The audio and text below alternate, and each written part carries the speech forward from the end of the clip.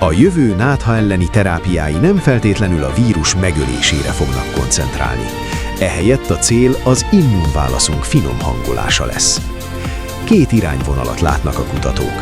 A káros tünetek csökkentése, vagyis a gyulladás visszaszorítása, hogy ne szenvedjünk a saját testünk pánikreakciójától.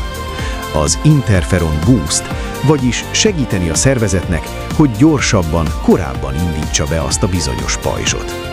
Ha sikerül felgyorsítani a reakciót, a súlyos nátha a múlté lehet. Tehát, ha legközelebb az ágyban fekszel náthásan, miközben a család többi tagja makkegészséges, ne ostorozd magad, hogy gyenge vagy.